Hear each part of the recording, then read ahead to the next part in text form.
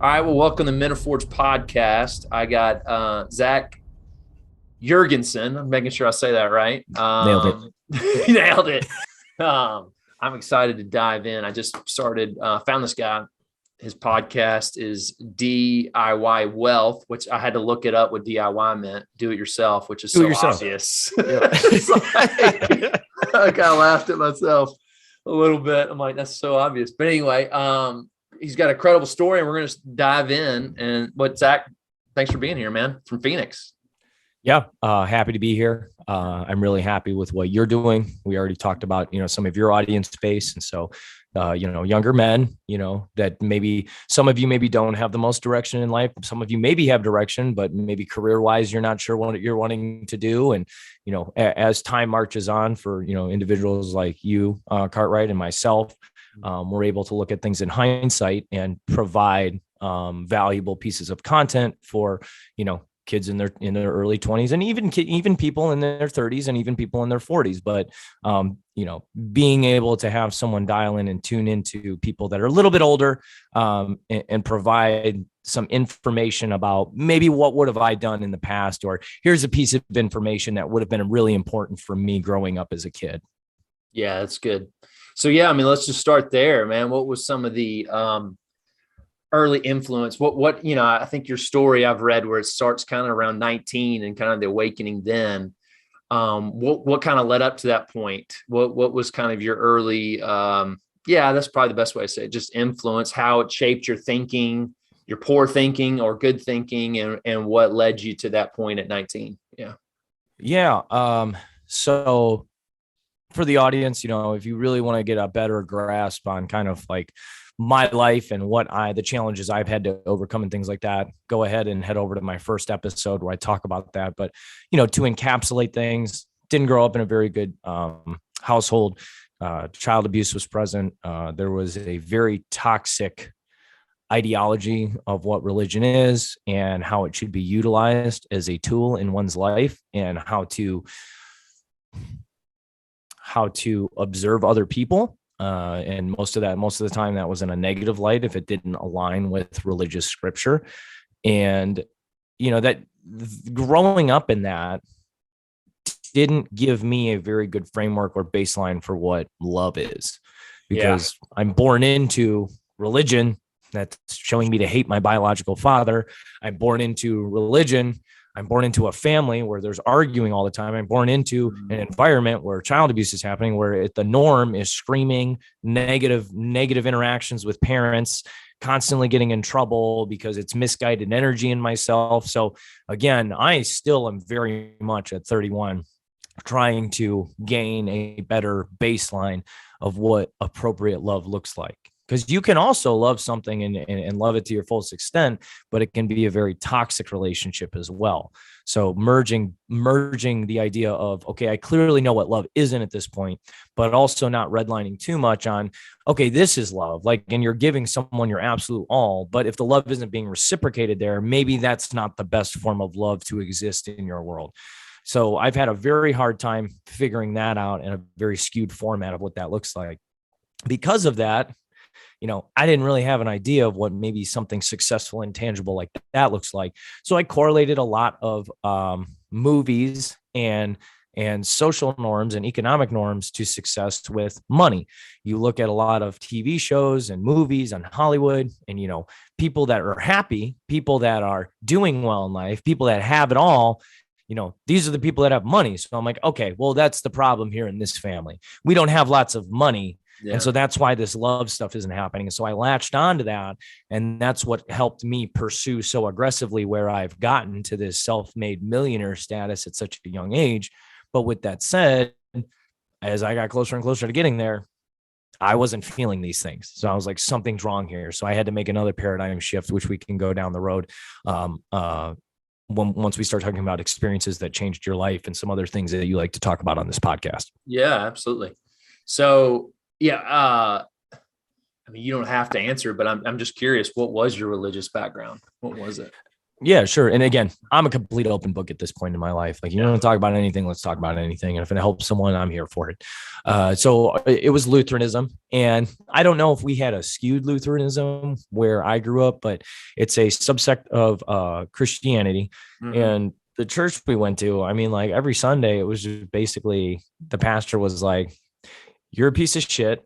You should forgive. You should ask for forgiveness. You're a worthless creature. You don't even deserve to be alive right now. Like, ask for forgiveness, do better, be better, and then come back next Sunday. And by the way, I'm going to tell you, you're just a total piece of trash again. Yeah. And so it's just like, so already like you're priming a whole congregation to just feel miserable about themselves, and children too. And I'm just like, looking back at it as an adult, it's just like, man, like, and again, you can't fault people because they don't know what they don't know and they're born into it. But like at a certain age as an adult, it falls on you to start enriching and enhancing your perspectives and be a better person in the world.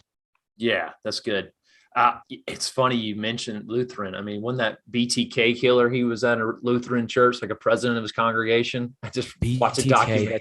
That sounds familiar. What was the BTK again? So he was a serial killer in Wichita, and he was the president of his Lutheran church. Yep. So anyway, yeah, great mascot there. So yes.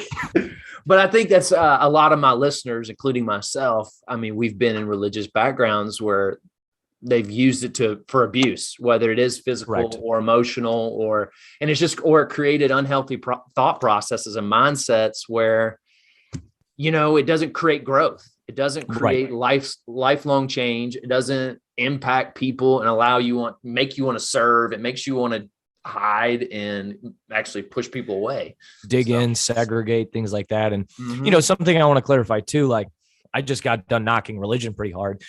You have to understand duality exists in everything. Okay. So for as much of a bad experience I had, there are people in this world that go into the right congregations that have the right message, the right leadership, and it does a lot for them. It helps them grow. It helps them be a better person. And like, you need to understand that exists with everything, even if you've had a negative interaction with it. One of the examples I like to give people is vehicles. Are engines and vehicles great pieces of technology? Have they produced a lot of ability for us to move forward as a society and do better and have logistics? And now I can go to the grocery store and buy bananas in Arizona, which they only grow in tropical climates. Yeah, that's an amazing piece of technology. Were engines also used to fuel World War II tanks, airplanes, and ended up killing millions of people and towns and innocent lives? Absolutely. Duality exists with the invention of engines. And so you have to be able, moving into life, especially as a younger person who has maybe had a negative experience with something and a negative predisposition for that, automatically, you have to move off of that and understand, even though I had a negative experience with XYZ, ABC, this scenario, that scenario, there is good that exists in this duality too. I just unfortunately got the bad duality of this. Right. Yeah. I mean, smartphones, right? That's in itself. Yep.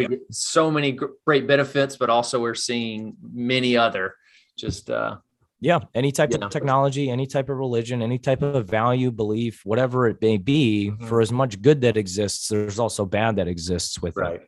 That's good. Yeah. That's a healthy perspective. So, So when did you start realizing, man, this is an abusive culture, or I need to put a lot of what I had growing up down and start, building my own mindset in my own life? So that didn't really happen until about the third year in the Marine Corps after we got back from a deployment in Afghanistan. So you graduated high school and went in the Marines? Graduated high school, went right into the Marines. And again, at the time, like, I didn't have a baseline like other families really well and stuff like that.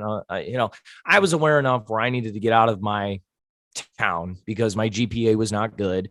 And I knew a college wasn't going to take some kid getting in trouble all the time with a low GPA. So I was aware enough to go, okay, if I don't do the military or do something that gets me out of this current framework, I'm going to be stuck doing nothing with my life, working at a gas station and having 2 baby mamas. And sure as rain, the people that didn't end up staying in my hometown are doing something very similar to that. Some of them, not all of them, but I would have been one of those statistics. I didn't want to be a statistic. So pushed right into the military. And even with the military, after getting out, I didn't look back on it until years later going, man, there is a lot of toxic masculinity stuff that exists within this space, now compounded on top of my skewed idea of what a family looks like, because I don't want to deal with family stuff. I grew up in it and it sucked. Right. That's me. Like, there was someone else in this world that had an amazing time with their family growing up, and they love it and they cherish it. And so, all of these things really didn't come into fruition on my end with the schism or the paradigm shift until one of the individuals in my unit passed away with the bomb dog. And like, he was 21. And then that's what clicked in my head. I was like, holy shit, tomorrow's not guaranteed for you. You literally every day is an absolute privilege. And in like, Americans, myself included, until I went over there, are the absolute worst at not being content, not being grateful, not being joyful for the things they have. At the end of the day, you, me, a homeless person on the side of a highway right now in your hometown has access to fresh water in 5 minutes. Yeah. I bared witness to people that are living in such backward times relative to all of the blessings and opportunities we have here in America: air conditioning, toilet stalls, rugs, house, food in your belly. Like, we don't have to go fucking spend 4 hours round trip to get a jug of water. Yeah. And again, just like the example I gave with, people being born into the congregation where I grew up, you don't know what you don't know. You're just born into it, Right. But that, between that and watching the loss of life of someone so young that was close to people within my unit, it was just a huge awakening in me. And I was like, I need to start applying myself to things. I need to start learning how to be more grateful for things. And the grateful stuff really didn't start happening. The grateful stuff was there, but I was coming at it from the wrong angle. I was angry with other Americans. I was angry with other people because they weren't being grateful for the things they have, rather than, again, the more balanced perspective I have now, that they don't know what they don't know. They haven't been over to a third world country, so I can't get mad at them or fault them for the way they're thinking. But I can assure them, if I talk to them or they go experience something like that, it will create a more enhanced and enriched perspective on their life to be able to live a more wealthier life. And we can get into the definition of what wealth is for me later in the episode. Yeah, absolutely. Yeah. So your gratitude, that's an interesting word, just that standing out. And you kind of mentioned also just like, and then the anger. And I think that for a lot of young guys, like, was there a level of even like, I'm trying to think, not justified, but there's a level of valuing, man, I need to express a little bit of this frustration and this anger. And I don't know if being in the military allowed that, or maybe that's sort of coming out in your creative space when you got home. I don't know. Yeah. I get what you're trying to articulate. I wouldn't say there was value in it. Yeah. It was more of, I have pent up rage. I am frustrated. I have all this steam. Something's got to give here. Yeah. So obviously, military, especially the Marines, they value, a lot of hate, rage, anger, like caged animal. Like, that's what you need to be in order to function and do things out there. And that was it a steam outlet for me after growing up and moving into that? Yes, a portion of it was. Did it only compound the problem further, especially after I got out into the civilian world? Oh, absolutely. You would not even recognize me. I mean, in my mid-20s, my mom came out here to Phoenix and someone was riding my ass too hard on the highway. I literally stopped my car on the highway and started slamming on this person's hood of their car. Like, that's how much anger and frustration existed in my world, where like, I didn't care. And I had half of a death wish because it was just like, this is the only framework I know how to operate out of. And it's out of hatred, rage, mistrust, frustration, disappointment in family members, disappointment in wars and theaters, and like seeing all this pain and suffering. And like, I got to somehow wake up every morning and be happy. Like, how do you do that? Unless, but again, you don't know what you don't know. So to your point, yes. Would I have considered it a value? No, I consider it more of an ultimatum, I guess. Yeah. I don't release some of this steam, something worse is even going to happen. Yeah. So how did you start really learning how to manage that? I guess that's early 20s. No. I wasn't managing my emotions, my anger, my stress, anything very well up until about like probably a year and a half ago, Oh, 2 years ago. And a lot of that is due in part to psychedelics. It has been psychedelics for me has been a huge ability to deep dive into your brain and work on things you didn't even know you could be working on. And the best analogy I could give for it is, let's say you own a building, okay? And you have some things wrong with the building. And maybe you don't know everything that's wrong with the building, but you know there's things wrong with it. So what do? You go hire an electrician, you go hire a drywall guy, you go hire a plumber, and you go, hey, I need you to get into this building and fix these things, okay? And they go do it, and they fix it, okay? The plumber and the electrician and all these people in this analogy are people like doctors and psychiatrists and psychologists. You can hire them and they can go in there and they can take care of things. Psychedelics is an analogy for me best described as the brain is my building. And instead of professionally hiring people, I have all the professional tools in my belt because I am me and I understand my brain better than anyone else. I'm going to hire myself to go into the building and fix everything that's wrong with it. That's probably the best way I can yeah. Is that even a word? Analogize? I think that's a word. That's the best way I can paint an analogy for what psychedelics allows you to do. It allows you to go into the building of your brain, not hire a professional, you be the professional and go in there and start looking at some of this stuff in there and rewiring it. Interesting. Cause my curiosity is taking over here. I'm just curious. So how did you how did you figure out that that was a way to do it? Did you stumble upon it? And then how do you do that with control? Because I think psychedelics, I think out of control. Yeah. So yeah, with everything I'm stating, there's definitely probably a way more of an appropriate way to go about doing it than I did it. Yeah. But I tried it. I stumbled across it. I tried it by happenstance. And, can people have complete psychotic breaks from this stuff? Absolutely. I'm not denying that. There is a risk associated with that. So go do your research, go make sure that you're under the correct supervision before you start entertaining and looking at any of this stuff. Because I will admit there were some times where I did heavier doses and I went deep into some scary holes and scary places, but I came out of it with unboxed things that I hadn't previously taken care of before. And I came out of it with more enhanced knowledge of what a tool like psychedelics can do for you and a better idea of what a proper dosaging is. Now, again, can a doctor help guide all of that? Yes. But at the end of the day, you are unique in your own chemical makeup and how you're going to chemically respond to things, just like someone else is different and someone else is different. It's as unique as a fingerprint. That's why when doctors dose people with Western medicine and pharmaceuticals, it's not a one size fits all. Some people need lighter doses. Some people need heavier doses. For this person, this doesn't even work because their receptors aren't receiving it. Now they need this thing.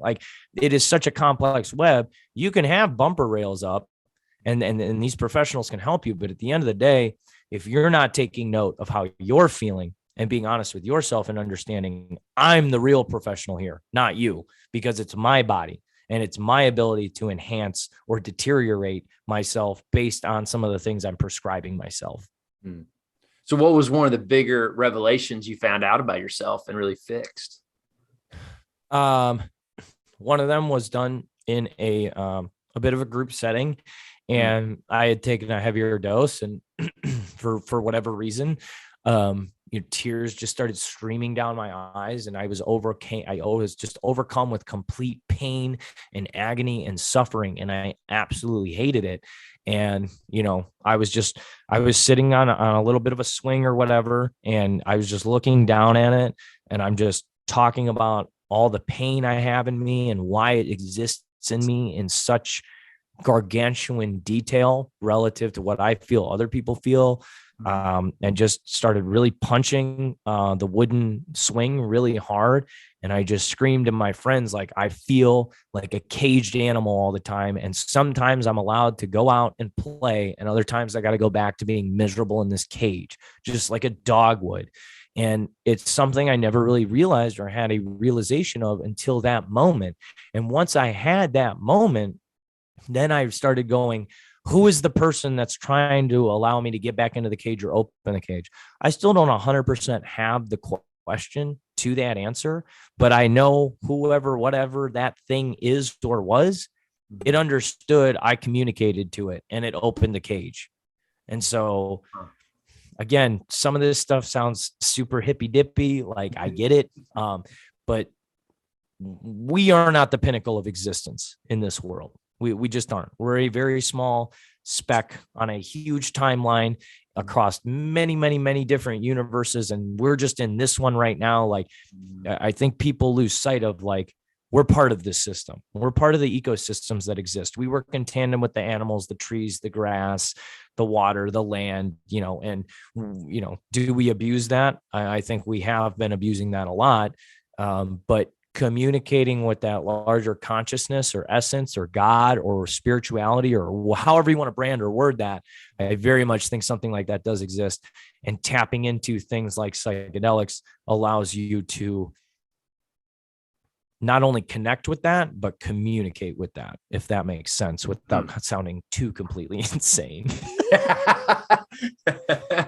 Hey, we can get weird, Zach. We can get weird if we need to. I like to get weird. Like I want good content. I don't want to sit here and, have a monotone conversation and no one gets anything out of it. Like, exactly. If this is something someone's listening to and they want to do some more research on it, reach out to me. Like, I will provide you with articles and resources and things like that and point you in the right direction. But overarchingly, after, having a conversation and talking about this, don't go run off and do something so off the reservation or off script. Like, you need to understand duality.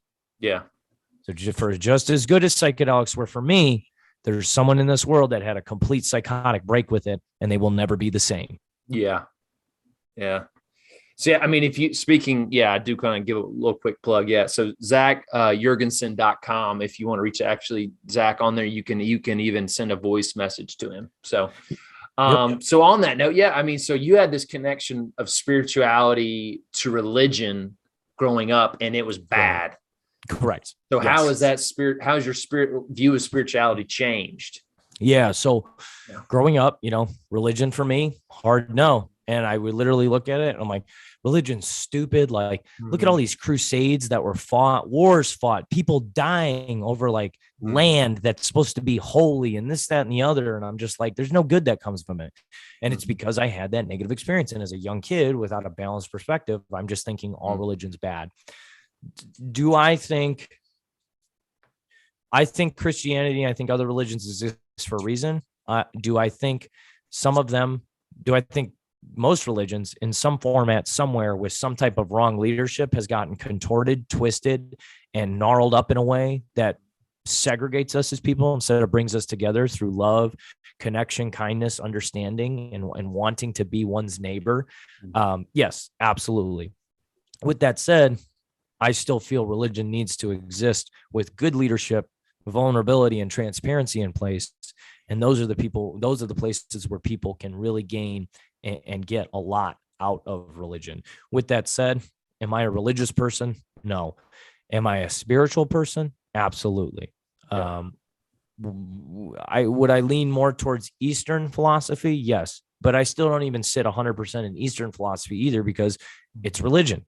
So, I acknowledge there's something greater than us. And my theory is it's a collective consciousness.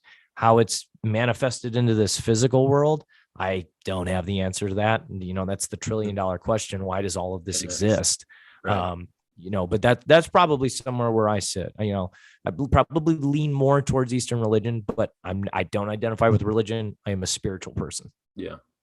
But and so for my audience, you would say a objective pursuit towards finding out if there is a God and why we exist is a very healthy thing for anybody in their 20s, 30s, whatever. As long as it doesn't become an obsession. Yes. Okay. Yeah. Yep. What do you mean by that? The guy that wrote the Book of Mormon and all that stuff, like a lot of people don't realize, like, he used to be a snake oil salesman, and then like that didn't work out for him. So now he went and did that. And like, are there people that have benefited from Mormonism? Sure. But that obsession created an entire new religion that was fabricated off of the thoughts of, I forget what his name was, Joseph Smith or John Smith or something like that. Smith, and that didn't exist too long ago. I mean, that guy was alive, what, 300 years, 300 years ago? Somewhere. Yeah, it was right before Civil War. Yeah. Yeah. Oh, okay. Yeah. So even less. Yeah. So like, we're not talking about Jesus Christ, who existed, in BC time. And again, we could go into a lot of details on who maybe Jesus Christ was. He was maybe more of an enlightened individual rather than maybe a God sense. He could have been a God. He could have been an alien. Like we don't know. Okay. And we will never know. And so the fact that we will never know what is, the fact that we currently exist is as right now, and the fact that we have a few decades on this earth, and to think you're going to 100% figure out what spirituality is or whether a God exists or something like that over the course of a few decades of your life, on a bell curve, I would say statistically, you're probably not going to be the one. But I think it's healthy to observe these things and make sure you're understanding there's something greater and bigger than you that exists in the world. Yeah. Which gives now meaning to life here. Correct. Which not only gives more meaning to life here, but also helps to empathize with other people, helps you not dig in on stuff, helps you go, okay, maybe I don't agree with you on everything, but let me hear your perspective. And who knows, even after 20 minutes of debating, now you have an enhanced perspective because that person was able to explain something appropriately that connected in your brain. And now because of that, you're able to walk away from that conversation with as a bigger person, a better person, and one with more awareness and, like I said, empathy and the ability to connect with people. Because I think that's what we're losing a lot in the world right now, especially if you look at the CNN narrative and the Fox News narrative and like left wing, right wing, I'm right, you're wrong. I don't even want to listen to anything you have to say. I'm going to dig in and spit on your face. And it's just like, we're going about this wrong. Yeah, we're absolutely going about this wrong. I want to be your neighbor. Yeah, I want to help you understand how I can help you be my neighbor and be other people's neighbors. And, to certain narratives and to certain people in power and to certain, wealth consolidation stuff. Is that a scary thought of everyone unifying? Yeah, probably, because what's the term? Divide and conquer. Yeah. Yeah. There's a lot you just said that kind of sparks things, because I mean, that's what is the big difference between Eastern and Western, and just really how we learn. It's like the Western didactic, it's really guy in front of the room who knows everything. It's all about right and wrong. I'm smarter than you. And then versus Eastern, it's like we throw text in the middle of the room and let's all get around it and discuss it. Like no matter where you are in life, and let's engage. And like, I just, that stuff I get, it's more relational. It's more engaging. Yeah. The more opinions, the better, Yeah. And with that said too, for every good Eastern culture or ideology or stereotype that you provided right there, there's extremists that exist too. Like Islam is very extreme. We went over there. Like there are very young men willing to die for ideas that have never been proven other than my dad told me or this book told me. So they're willing to kill. Exactly. They're willing to blow themselves up. Like, but with that said, like there's Christian churches that exist in America. And if you step foot on their property and you don't believe everything they say to a word, they will shoot you on sight. Like there is extremists that exist very much in America as well. And so again, to your point, it's just, let's lay all this down. Let's all come to the table and talk. Like instead of this idea of I'm right, you're wrong. Let me tell you why. Yeah, that's good.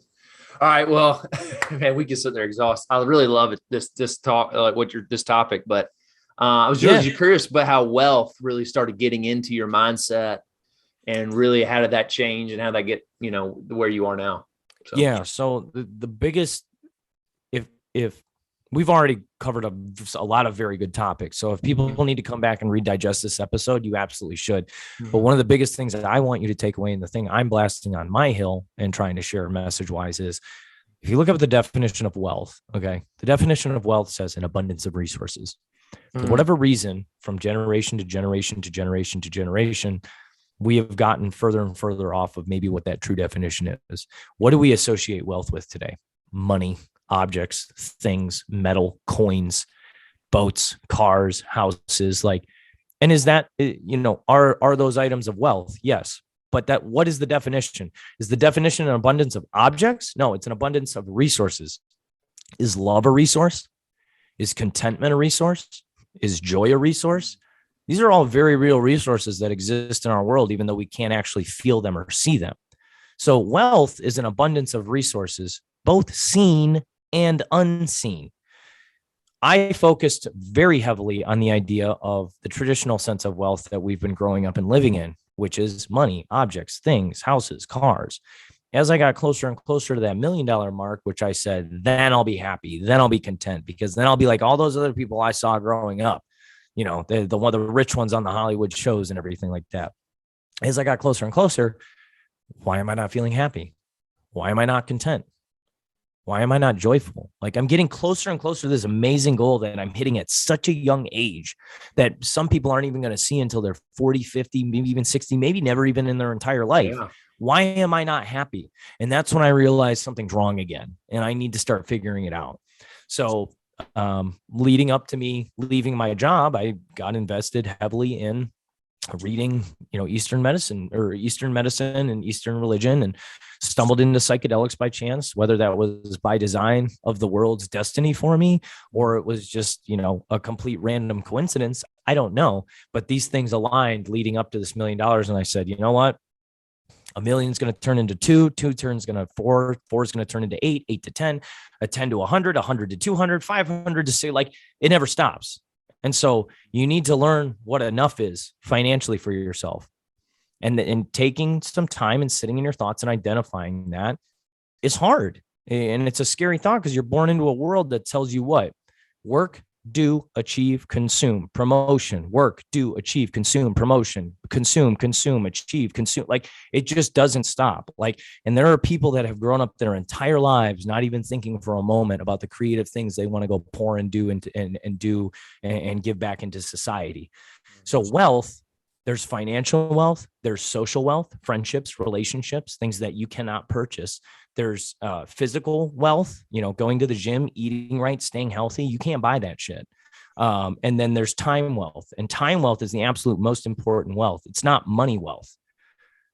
And so you have all of these wealths that encompass things. And so once you have enough money, time wealth becomes more important. If you have time and you have money, but you don't have friends, social wealth now becomes more important for you. This is a pie chart that you need to balance out, not just redline on money pursuits like I did for a decade.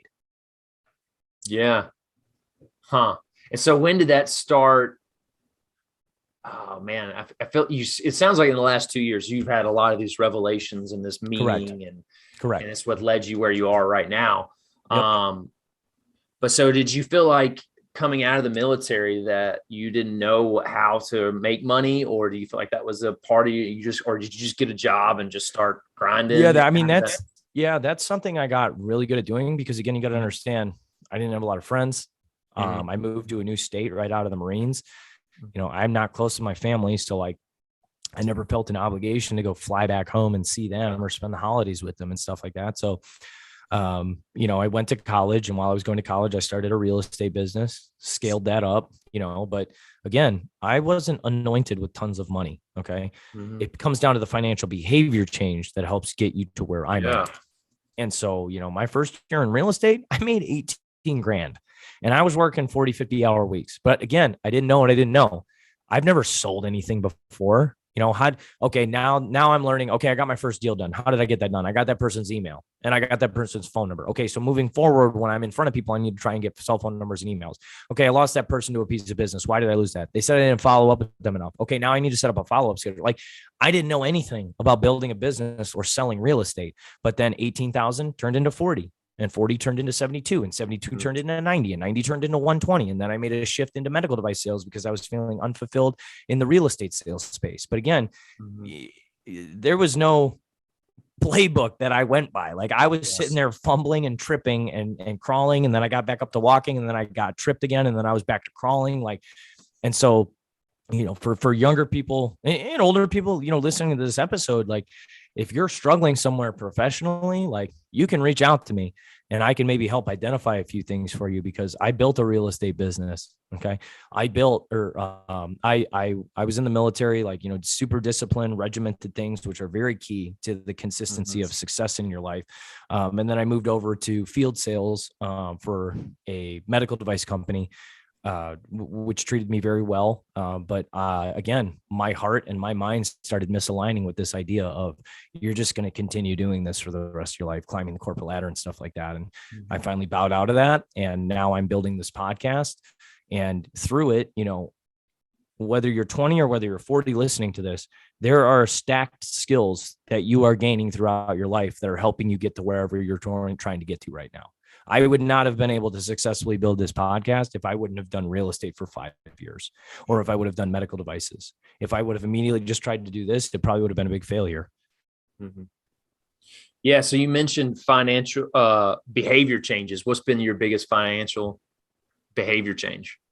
I mean, the biggest thing is just know where your dollars are going. Like, be aware. Like, look at your bank statements. Where is the money going?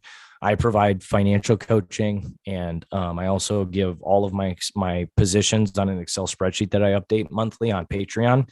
And it's $10.56 a month, the cost of literally a Starbucks breakfast, including tax in the state of Arizona. But I am doing one-on-one financial coaching with people that are signing up for this service. And we're really going in and saying, why did, I'm just going to make up a name. Why did Jane buy this dress? Even though she knew it was going to be out of her budget. Well, because she wanted it. Well, why did you want it? Because it was going to make me feel pretty. Well, why did you think that this dress was going to make you feel pretty? Why don't you already feel pretty? And so I'm going 3, 4, 5 layers deeper with people instead of a lot of financial coaches are just going to look at the number. And I don't even like to consider myself a financial coach. I just want to help you. Okay. I just want to help you. And you're not serious about getting help if you can't forego the cost of one Starbucks breakfast. But I'm going a few levels deeper. And now we're getting to the understanding of why this behavior even ended up happening. And you ended up buying the dress and blowing the budget. Are you finding when you start getting in the people you help, like when you start getting in layers deep, there's a constant theme with a lot of these people? You find that, but in different areas with people. Yeah. Okay. So with men, maybe there's a masculinity issue here, and that's why they're going out on so many dates and spending so much money on dates, because they need to be perceived amongst their groups of friends that he's killing it. He's going on 4 or 5 dates a week, blah, blah, blah. And at the end of the day, the person's feeling empty and hollow, but they're keeping up an external narrative that exists in their world that they didn't even make up. And that's what a lot of people do to themselves. When I see a real nice car drive by, or when a girl sees a nice purse on another girl, the immediate thought isn't, oh man, that person is probably so cool, I need to be their friend. No, they don't give a fuck about the person. They think about how great the bag is and how much they want the bag. They think about how cool the car is and how cool they would be sitting in it. So a lot of the objects we're purchasing aren't even to validate our existence to other people, but we think that in our head.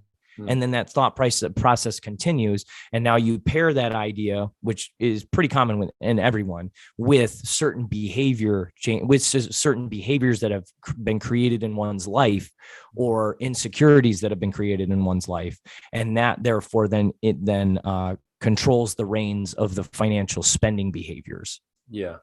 So how does somebody, I'm trying to think how do I best phrase this question, but yeah, how does somebody then have, shoot, Zach, I lost my question because it was something related. Dude, it happens, man, because no, go ahead. Continue. Yeah. Is there something you said got me really excited? Because how does someone, this is what it was. How does someone grow, become so aware that their wealth building or financial growth motivations is external, and actually start building wealth, the abundance of resources, from an internal place? So it's going to come from one of 2 places. You're either going to have a massively traumatic event or schism or paradigm shift personally, or you're going to have someone like Cartwright or someone like Zac come into your life and go, here are some tools I have. Let me share them with you. Yeah. Those are the only 2 ways this happens. And for me, fortunately, it happened through massive paradigm shifts that happened at the right place and right time for me. So what I'm out here doing is going, hey, these are the things that happened to me. I guarantee you got some stuff like this going on too. Let me help you get to a better place in life financially, but let me also pair it with deeper and better philosophical thought. That way you're merging these things and living your wealthiest life. Because there's people in this world that have 500, $600 million and they're not happy. They're not happy. They wake up disgruntled and mad. And I have had experiences with friends that no other person will have. And I have reached levels of happiness and joyness from the people I've surrounded myself in Phoenix that even if I lost all of my money tomorrow, I still have tons of derived happiness and fulfillment through the social connections that I've made. And so learning to balance all that out. And like I said, I was the guy that redlined on finances. I want to help you get there because it's a very important area to get to. Once you don't have to worry about money coming in, I think this world could be a very beautiful place if people focused on what my definition of wealth was, and they poured their creative juices into doing the things that they really love and feel like they can contribute, whether that's music, podcasting,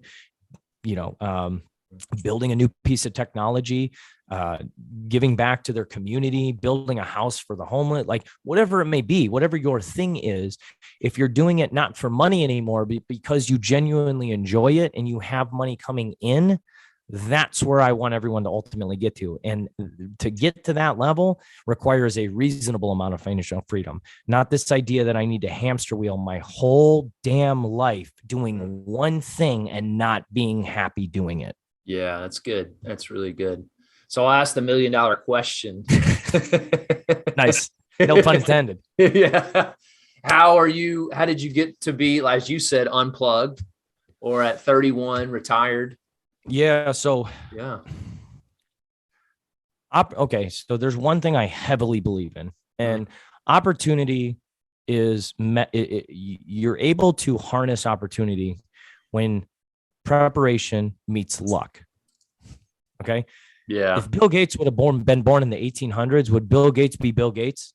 No, he wouldn't have had the framework to become Bill Gates. There was luck involved there. Okay. It was just right place, right time. However, he went to school for computer sciences. And because he did that, he spent 4 years preparing for the lucky opportunity of being born at the time he was born, with the advent of technology and the way it was moving, to then create this large, massive opportunity that is Microsoft. Okay.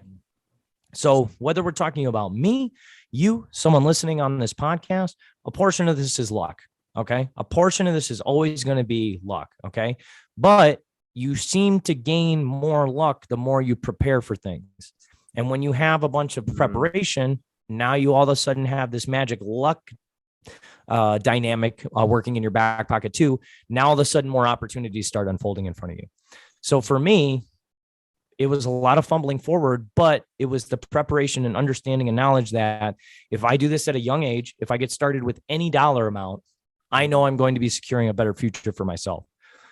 To get where I've gotten, it's taken 10 years. Okay. It was purchasing my first house with a VA loan and then renting the 2 rooms out. And because I rented the 2 rooms out, now I had all of that money and I wasn't paying a mortgage. So I was saving that mortgage payment. And then after a year and a half, 2 years, I rolled it into another one and then another one and then another one. So I have 4 pieces of real estate right now with that going that route. And that's much more cost effective to do it that way instead of buying it as an investor and needing 20% down and getting a worse interest rate. I just would go buy a new primary house, live in it for a year, rent out the other rooms, save up the down payment, do it again, do it again, do it again, do it again. So that's the real estate portfolio. The other side of it is the stock market portfolio. And again, opening a Roth IRA at a very young age. The maximum you can contribute to a Roth IRA is $6,000. Now, I can't touch my Roth IRA until I'm 60. But again, it's the backup plan to the backup plan to the backup plan. Yeah. I did not max out my Roth IRA over 10 years. I probably have maxed it out over 6 years. Okay. But that Roth IRA, even maxing it out at $6,000 every year, it's worth $109,000 right now, which is showing the massive power of compounding if you start at a young age. Yeah. On top of that, I have a traditional brokerage account where I hold mutual funds and sector funds. I reinvest those dividends. And I know I'm talking about a lot of stuff that people might not be familiar with. And that's fine. If I'm throwing a lot at you right now, but you're interested in this stuff and you want to get started, like just reach out to me. I will. Yeah. I am very much someone where if I do not stupefy it or dumbify it, I don't understand it. Okay. Yeah. And that's probably what's made me a better teacher with these things. I'm not someone that's going to make things more complex for you. I want to, if I can't understand it, it means I haven't been able to stupefy it enough. So I have those 2 assets, or those 2 asset classes. And then now I'm pushing into this digital space and NFT space, which still learning a lot, but I will say personally, I think we're going to be seeing transnational / digital economies emerging over the next 10, 20 years that are going to be operating side by side with the real world. So you could have transnational cryptocurrency XYZ. I could be a member of that transnational economy, and so could someone in China, and so could someone in France, because they're part of this digital economy that's going to be working side by side. So I think there's a lot of large opportunity there, but much more risky. A majority of my net worth is still locked up in real estate assets and the stock market. And again, my first year in real estate was 18 grand. Then it was 40. Then it was, I think it was like 72 or 90. And then it went up and up a bit. But again, the behavior started at the 18 grand. I still figured out how to claw and scrape a couple pennies together and nickels to start investing. And so because that behavior started at a low income, when I got more and more income, then I was able to really start throwing my weight around heavier and heavier and heavier to get to a point where my highest income earning year was 2 years ago. It was $180,000. I lived on maybe 60 of that, and the rest of it got thrown into real estate and stock market stuff. So, but again, that doesn't happen unless you correct the behavior with your relationship with money. Yeah. And so you kind of hit on just then. So, I mean, that's because that's the voice I hear. It's like, well, have to give up this to do that. And so what would you say to that person, or what did you have to feel like you had to sacrifice to continue to put the irons in the fires of all those things? Yeah. There's a difference that people need to understand of completely enjoying every moment right now in the present and destroying your future. Yeah. Mm-hmm. If you're enjoying every moment, if you're spending it as fast as you get it, and you're looking at me and going, your future's not guaranteed, this, that, and the other, I can't argue your logic, but could you argue my logic then that you're completely destroying your future self? Absolutely. And so is that a painful thought? Yeah. So is the idea, I ended up posting it on my Instagram creator account a few weeks ago, but it's like, what's harder, investing 30% of your money or working the rest of your life? Pick your hard. Pick your hard.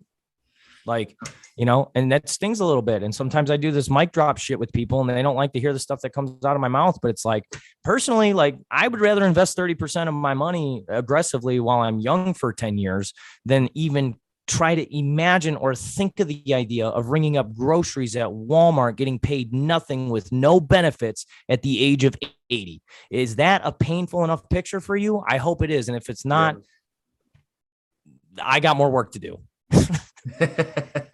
That's good. That's really good. So I like to ask my guests this question. What do you know now that you wish you knew at 25?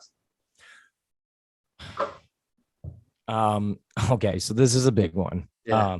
I used to be the individual that would go spend $1,000 on someone's 3-day workshop on how to properly day trade or swing trade, or I'll make you the next millionaire and this, that, and the other. And again, I don't have any money. And I got this guy promising me the sun, moon, and the stars. It's like, why not? And I will tell you this much. Statistically, you will not be the next biggest, best stock picker. Statistically, you're not going to be the best day trader. Statistically, you're not going to be the best, swing trader, skim trader, cryptocurrency day trader, whatever it is. The idea of making a lot of money very fast is fetishized in America heavily, very heavily. The reality is, if you don't want to be glued in front of a computer all day, and if you're working all day trying to day trade and getting emotional and getting mad and sad, and you spend 6 hours doing it, and then maybe one day you're up and one day you're down, you've traded one job for another. Again, the most important asset you can have is your time. And so if I'm trading my time for another job in front of a computer, and I may or may not be making money that day, and my emotions are a train wreck because of it, who really got to head further on living their wealthiest life?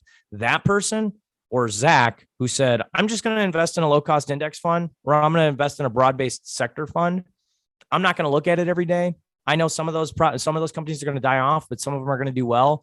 And, it's going to take care of itself because I'm investing in the whole ecosystem. I'm not selectively cherry picking things, thinking I know something more than the markets or hedge fund managers know. So that would be the hands down. If I could go back in time, even if you don't know what you're doing right now, invest in a broad-based S&P 500 index fund and go do the research and look at these things And if there's someone promising they can make you a bunch of money and they want $2, $3, $4, $5, $6, $1,000, $2,000, whether it's in real estate or whether it's in the stock market or whether it's in digital currencies, don't buy into it. It's not true. You would puke if you knew the amount of money I would spend in my early 20s trying to believe in other people thinking they had their best interests and they were going to make me the next millionaire. It's not going to happen. I will show you the very real way, and I will do it for $10 a month. The cost of a Starbucks breakfast. I'm not sitting here trying to gouge people for things. The $10, I don't care if you sign up. Your $10 does nothing in my life, but it shows a commitment that you're serious about wanting to do this stuff. And now I'm going to pour my time and energy into you. Yeah, that's good. So yeah, that's where I kind of want to end it. Yeah. Where does people find you, Zac? Yeah. So I just got done rebranding all of my handles. I just expanded to Facebook and Twitter. So literally this is how you say it for all my handles. If you want to find me on socials. So I'm on Instagram, Twitter, Facebook. And then I'm starting to do LinkedIn stuff, but again, stick to these three that I'm talking about. So it's at Zac, ZAC DIY Wealth, WEALTH. So that's how you can find me on Instagram, Twitter, and Facebook. If you're interested in the Patreon stuff, which I do drop exclusive content there, I do drop exclusive episodes there as well as the one-on-one coaching, and then my Excel spreadsheet with all of my positions, real estate, cryptocurrency, everything. And I update that monthly for my patrons. That's patreon.com/Zac DIY Wealth. So again, everything, just remember Zac DIY Wealth. You will find me in some way, shape, or form. Man, that's awesome. Yeah, crypto. We didn't get into that, man. That's no, and but no, and it is. I have some very interesting. And again, if people are interested, go listen to my metaverse episode, Web 3.0 episode. I've been doing a lot of research in that space. But at the end of the day, there's been a handful of podcasts I've been on where they already want to bring me back and do another episode. I'm not saying we need to do that next week or whatever, but if it's something you want to do next month or next quarter or something like that, let's keep in touch, man. I feel like there's definitely a lot of good content we could have had here that we could be talking for another 4 hours about that we just weren't able to just because of the time constraints. Right. So I appreciate you coming on, man. This was a blast. Loved a lot of your thoughts and appreciate you speaking to my audience. So no, absolutely. And again, to the audience members listening, what Cartwright's building here is very good, and keep consuming the content he's creating. And again, if you ever have any questions, go ahead and head over to me. But Cartwright, I really appreciate us being able to coordinate this. I think this is going to be a great episode for everyone. Yeah, appreciate it, man.